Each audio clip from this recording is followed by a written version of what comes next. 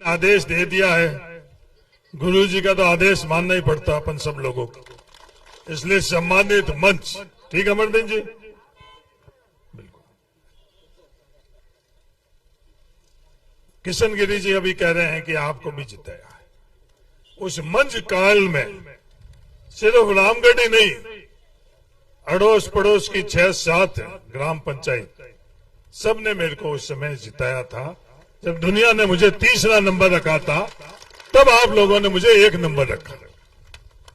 1 number रखा और खर्चा 0, 1 रुपया का खर्चा नहीं, और वोटों में सबसे आगे। ये रामगढ़ है। मैं दुनिया को इस रामगढ़ की ये पैठ दिलाना चाहता हूं।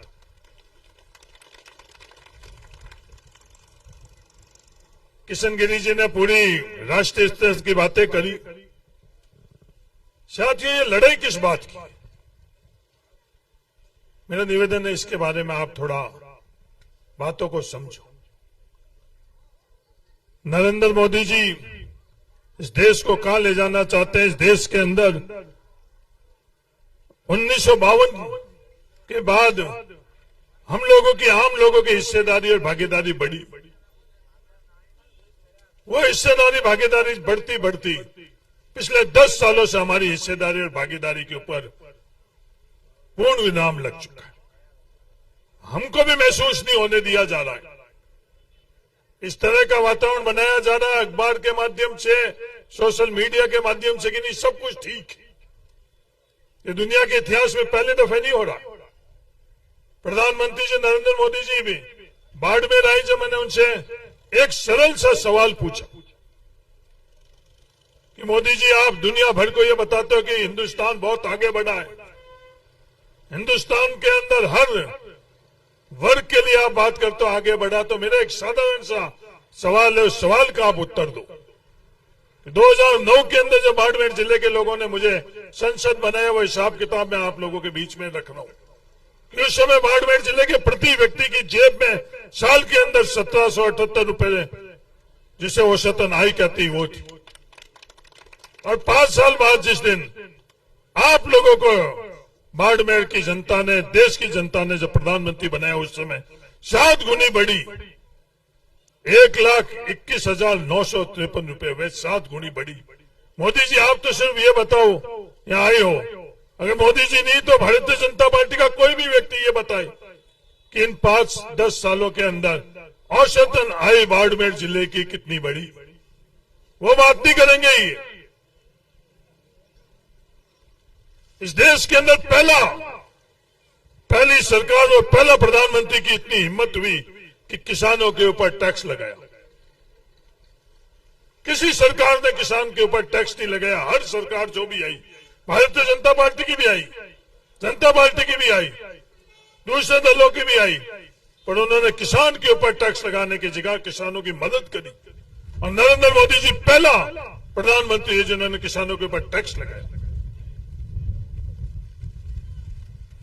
आपस में जातियों को जातियों से लड़ाना, धर्म को धर्म के लड़ाने के अलावा, और जो लड़ाकर और पूरी देश की ताकत बड़े बड़े पूंजीपतियों को दी।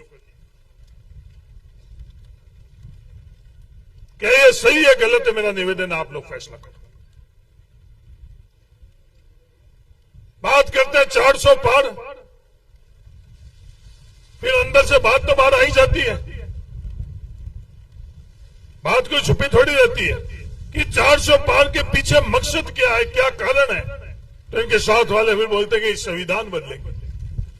संविधान क्यों बदलेंगे? जिस संविधान ने हमको सबको बराबरी का अधिकार दिया है, सबकी हिस्सेदारी बराबरी की रखी है। जो किशन गिरी जी बात कर रहे थे कि 40 SUV आई है, क्या हमारे पूर्वजों ने कभी कल्पना करी थी? किसी जमीन के ऊपर हम मजदूरी कर रहे थे, उस जमीन के मालिकाना हक हम लोगों को मिलेगा, कभी अपन ने कल्पना करी? और जिस समय कांग्रेस ने 1952 के अंदर जब वोट मांगने के लिए निकले, मैं पिछले दिनों बीकानेर गया हुआ था, वहां 98 वर्ष के एक व्यक्ति ने मुझे बात करी कि हम लोग जब वोट मांगने के लिए जाते थे तो दुनिया ये कहती है ऐसी तो बातें हैं, इस तरह की चीज थोड़ी हो सकती है। क्योंकि कल्पना से पड़ी थी जब कांग्रेस उस समय बात करती थी। एक मजदूर अपन लोग थे, आज बड़े गर्व से हम लोग कहते हैं, 36 कौम के लोग कहते हैं हम किसान हैं। और किसान किसने बनाया? वो हक और अधिकार किसने दिया? वो कांग्रेस पार्टी ने दिया। मैं एक साधारण सा सवाल आपको करूं, 5 साल कांग्रेस की सरकार के अंदर इस इंदिरा गांधी नहर में पानी की व्यवस्था कैसी थी? और इससे पहले भारतीय जनता पार्टी की सरकार में पानी की व्यवस्था कैसी थी? रामगढ़ के निवासी आप अपने आप फैसला कर लो कि कौन सही है और कौन गलत है। भारतीय जनता पार्टी के राज के अंदर पानी अपन लोगों को कितना मिलता था, और कांग्रेस के राज के अंदर पानी पिछले 5 सालों के अंदर बारी पूरी आई या नहीं है? आप लोगों ने आपकी ताकत से रूपाराम मेघवाल को एमएलए बनाया। सबसे पहला काम विधानसभा के अंदर साले मोहम्मद जी, रूपाराम जी और मैं सबसे पहला काम मुख्यमंत्री के पास जाकर ये की बात करी कि इंदिरा गांधी नहर के अंदर पानी की व्यवस्था थी, करी थी या नहीं करी थी रूपाराम जी? सबसे पहली बात। इस तरह से नहीं जो आज निर्दलीय के प्रत्याशी बात कर रहे हैं, मुख्यमंत्री के पास जाकर बात कुछ और करी और दुनिया के अंदर दिखाने के लिए बात कुछ और कर रहे हैं। ईमानदारी से किसी मंदिर के अंदर घुसकर ये बता दे कि मुख्यमंत्री से उन्होंने क्या बातें करी, 2-2, 3-3 दफे जब बात करी तो क्या बात करी। मैंने रूपाराम मेघवाल और साले मोहम्मद ने क्या बात करी मुख्यमंत्री से मिलकर, वो मैंने आपको बताई। तनोट के अंदर मुख्यमंत्री जी अशोक गहलोत जी आई, रूपाराम मेघवाल और हरीश चौधरी ने क्या बात करी कि जो मुकदमे लगाए हुए हैं, जो वो मुकदमे लगाए हुए हैं दलितों के ऊपर, वो मुकदमे गलत है और इस सरकार के अंदर पिछली सरकार ने मुकदमे लगाए, आप वो तमाम मुकदमे विड्रॉ करो। ये बात जब मुख्यमंत्री तनोट के अंदर आई थे, जब ये बात करी रूपाराम इस तनोट मंदिर के अंदर घुसाकर बात करी, और वो बात कुछ और करते और दुनिया के अंदर और कुछ बोलते। और ये कौन सी ताकतें हैं जो इस तरह की बात करते हैं? आज 36 कौम के बीच में आपस में सामंजस्य है, ये विवाद किस कारण? अगर 2 जाति के व्यक्ति आमने सामने लड़ लें, क्या यह गुनाह है? किस बात की नाराजगी, किस बात का अहंकार और किस बात की चैलेंज? क्या यह लोकतंत्र के अंदर सही है, गलत है? मेरा निवेदन, आप 36 कौम के लोग, आप लोग फैसला करते हो। राजपूत समाज के मौजूद लोग भी आप लोग बैठे हो, आप लोग फैसला कर लो। इस तरह के अहंकार और इस तरह के चैलेंज, इस तरह की चीजें होनी चाहिए नहीं होनी चाहिए? अपनी बात रखे। हर कोई चाहता है कि हिस्सेदारी भागीदारी हम लोगों की बढ़े, तो इस तरह का व्यवहार अगर ये हम लोगों के यहाँ थार के अंदर इस चीज को इजाजत देंगे तो क्या भविष्य के अंदर अपन लोग सही दिशा में जा रहे हैं या नहीं जा रहे हैं? मेरा निवेदन है, इसके बारे में फैसला आप लोग।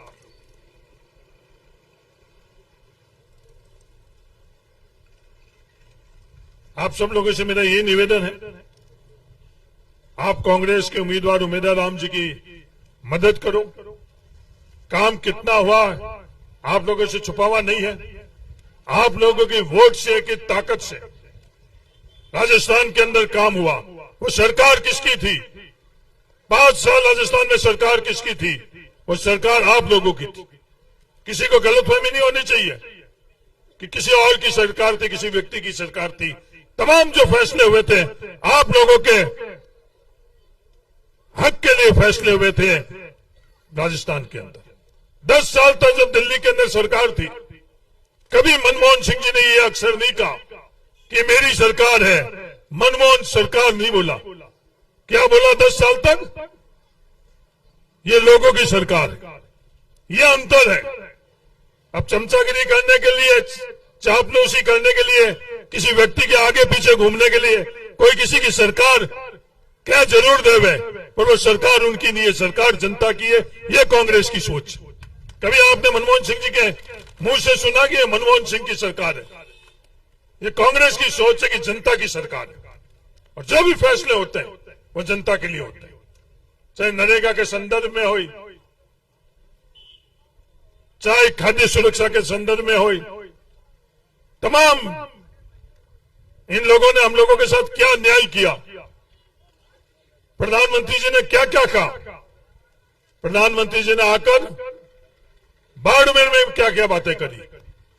बाबा साहब भीमराव अंबेडकर जी अगर वापस भी आ जाए, प्रधानमंत्री जी बाबा साहब भीमराव अंबेडकर जी यहां से गई नहीं है कहीं। ये आपकी जो सत्ता से मंद है, इसलिए आपकी आंखें बंद है, आपको बाबा साहब भीमराव अंबेडकर जी दिख नहीं रहे। ये इंद्रिया है वो आपकी नशे में, इस सत्ता के नशे से प्रधानमंत्री जी की इंद्रिया शून्य है, इसलिए महसूस नहीं कर रहे हैं। इस देश के हवा के अंदर बाबा साहब भीमराव अंबेडकर जी सिर्फ रिश्ता जोड़ने के लिए कि मेरा इस इलाके से रिश्ता है, मैं कार्यकर्ता के नाते इस इलाके में बहुत घुमा हूं, और वे रिश्ता सिर्फ वोटों के लिए जोड़ रहे हैं, और रिश्ता जोड़ते जोड़ते ठेठ कश्मीर तक पहुंच गए। वो ईमानदारी भी छोड़ दी कि आपके बाबा रामदेव जी, हाँ हमारे सबके बाबा रामदेव जी, बाबा रामदेव जी ने हिंदू और मुसलमान में फर्क नहीं करा। बाबा रामदेव जी ने राजपूत, जाट, मेघवाल, नाई, दर्जी, उस दरबार में किसी की जाति के भेदभाव नहीं हुआ। वो बाबा रामदेव जी, हिंदू मुसलमान के बीच में कोई दुनिया के लोग आकर पता कर ले, जैसलमेर की धरती में बाबा रामदेव जी को जो दुनिया पूछती, कभी भी धर्म का भेदभाव नहीं, जाति का भेदभाव नहीं। और उन्होंने क्या कहा कि उनका जन्म कश्मीर में हुआ, अपने शिव में जन्म हुआ और उनका जन्म उन्होंने अपने राजनीतिक बात को जोड़ने के लिए ठेठ कश्मीर। ये बात करी कि हमारे लिए सबसे पहला गांव है इस शरद के गांव, और जब फैसला करते हुए हमारे के पास जो था वो भी छीनने वाले का नाम क्या, नरेंद्र मोदी जी।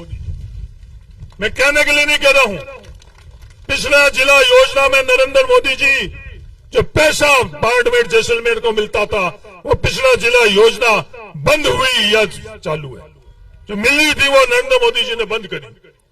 बीएडीपी के अंदर किशन गिरी जी, कितना पैसा आपके रामगढ़ के अंदर बीएडीपी में आता था, वो योजना बंद कर ली। प्रधानमंत्री सड़क ग्राम योजना के अंदर कानून के अंदर प्रावधान है कि हर 10 साल बाद उसकी रिपेयरिंग होगी और केंद्र सरकार पैसा देगी। नरेंद्र मोदी जी आप बताओ कि आपने दिया या नहीं दिया? उत्तर है नहीं दिया। जो पेयजल के अंदर हमारी योजना थी उसमें 50% पैसा कर दिया, 45-45%। पहले प्रावधान था रेगिस्तान इलाके के अंदर 90% पैसा केंद्र सरकार देती, 10% पैसा राज्य सरकार देती, रेगिस्तानी और पहाड़ी में। आज भी इस देश के अंदर पहाड़ी इलाके के अंदर वो पैसा केंद्र सरकार दे रही है और अपने रेगिस्तानी इलाके में अपना दुर्भाग्य है, मंत्री भी अपने यहाँ के, और उल्टा अपन लोगों की जेब से पैसा लेने का प्रावधान किया। वो अलग बात है, जब आपकी राजस्थान में सरकार थी तो वो पैसा भी राजस्थान सरकार ने, जो जेजेएम के अंदर था वो राजस्थान सरकार ने दिया। जो सड़कें उनको बनानी थी प्रधानमंत्री सड़क ग्राम योजना से, वो सड़कें भी आप लोगों की सरकार राजस्थान में थी तो राजस्थान सरकार ने वो बनाई। कितनी बनी रूपाराम जी आपके जैसलमेर में? वो सड़कें 1300 किलोमीटर वो सड़कें बनी। जो भी काम उनको करना था उन्होंने काम नहीं किया। एक काम जरूर किया, झूठ बोलो, जोरदार बोलो, बार बार बोलो, और उनका ए और बी 2 उम्मीदवार हैं, एक ही बात कर रहे हैं। निर्दलीय उम्मीदवार भी उनके, वो क्या कहते हैं?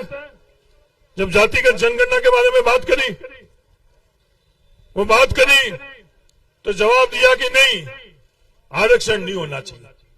आज मेरे परिवार को आरक्षण नहीं मिल रहा है, मेरे परिवार को आरक्षण की आवश्यकता नहीं है, पर क्या आज हम लोगों ने, हमारी व्यवस्थाओं ने एससी एसटी को बराबरी का अवसर दिया? जवाब है नहीं। आज उनका हक और अधिकार नहीं है जो बाबा साहब भीमराव अंबेडकर जी ने संविधान के माध्यम से दिया है, उनका हक और अधिकार। इनकी सोच क्या कि सबको बराबरी का अवसर दो। हाँ, बराबरी का अवसर कब? जब आप उनको बराबरी का व्यवस्थाओं के अंदर हम लोग उनकी व्यवस्था, जब आप लोगों ने मुझे एमपी बनाया तो सिंधी मुसलमानों को ओबीसी के अंदर शामिल करवाया। आप लोगों की ताकत से सिंधी मुसलमान उस समय केंद्र के अंदर ओबीसी के अंदर शामिल हुए। ये मूल मुद्दे की बात नहीं करेंगे, काम की बात नहीं करेंगे, ये बात करेंगे विवाद, चैलेंज की। 1952 के बाद में किसी का चैलेंज चला इस देश के अंदर? किसी का नहीं चला। चैलेंज जनता का ही चला। ये अधिकार जनता के पास है जो किसी को चुन सकती है और किसी को उतार सकती है। उसके अलावा किसी के पास ये अधिकार नहीं है। अगर इनको गलतफहमी की 1952 के समय है पहले का, वो इस देश के अंदर बदल चुका है। तो मेरा आप सब लोगों से ये निवेदन है, किशन गिरी जी ने बात छेड़ी, अब तो किशन गिरी जी आपने और दुनिया ने देख लिया, अब तो सब साथ में है। मैंने आपसे पूछ भी लिया, किशन गिरी जी ने सर्टिफिकेट भी दे दिया कि सब साथ में है। जब आप सब साथ में हो तो जैसलमेर से दुनिया की कोई ताकत उमेदवाराम बेनीवाल को पीछे नहीं रख सकती, नहीं रख सकती। जब कांग्रेस परिवार अपन एकजुट है तो अपन जैसलमेर से आगे रहेंगे। कितने भी वो कुछ भी करे, कितना भी पैसा खर्च करे, कितना भी दबाव डाले। रामनवमी के जुलूस के अंदर क्या करने की कोशिश करी जैसलमेर के निवासियों, आप लोगों ने देखा होगा। क्या उस तरह की व्यवस्था इस जैसलमेर के अंदर भविष्य के अंदर रहनी चाहिए? या आपस के भाईचारे की व्यवस्था रहनी चाहिए, सामंजस्य की व्यवस्था रहनी चाहिए, अपनायत की व्यवस्था रहनी चाहिए? इसका फैसला 26 तारीख को जैसलमेर के लोग करना। मुझे विश्वास है जैसलमेर के लोग सही फैसला करेंगे। किसी प्रकार का दबाव, किसी प्रकार का अन्याचार, किसी प्रकार का अत्याचार, किसी प्रकार का प्रलोभन, कोई भी शक्ति है जो अपने को तोड़ना चाहती है, उनका आप मुंह तोड़ जवाब देना। जो शक्ति यहां पीछे बैठी है आपको जोड़ना चाहती है, उनकी मदद करना मेरा आप सब लोगों से ये निवेदन। उमेदवार राम जी आज यहां से चले जाएंगे। ये चुनाव आप लोगों को लड़ना है, तन से लड़ना है, मन से लड़ना और धन से लड़ना है। ये मेरे आप सब लोगों को बलान। आपने मुझे रामगढ़ के तमाम 36 कौम ने मुझे एक परिवार के तौर पर रखा, उसके लिए मैं तहे दिल से आपको अभी नहीं 7 पीढ़ी आप लोगों का शुक्र गुजार करेगी। और मैं धन्यवाद देना चाहता हूं इन बड़े लोगों को कि ये मन से एक हो गए हैं। धन्यवाद, धन्यवाद, धन्यवाद। क्यों अमरदीन जी, धन्यवाद के अलावा तो क्या अपने पास? शुक्रिया, शुक्रिया, शुक्रिया। जब ये कल तस्वीर खींची ना, हाथ से हाथ ऊपर रखे में, तो दुनिया खुश हुई। खुश हुई या नहीं हुई? ईमानदारी से आप बोलो।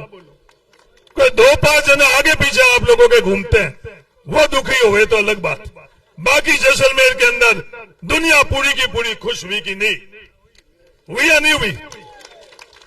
आज मैं सम गया, इस महीने के अंदर सम में जब रूपा राम जी और साले मोहम्मद जी दोनों आज सम साथ में गई, तो मुझे किसी ने बोला साहब ये कुदरत भी मेहरबान है, मालिक ने भी आज बारिश से स्वागत किया है। जब अपनी नीति, नेक नीति से अपन आगे बढ़ रहे हैं तो ऊपर मालिक भी अपने ऊपर मेहरबान है। और ये जनता तो यही चाहती थी, जनता तो एक इंतजार था। तो हमारा और जनता का इंतजार खत्म और 26 तारीख को वोट डालकर और 4 तारीख को दुनिया को यह बताना कि हमारा परिवार एक था, है और रहेगा। धन्यवाद।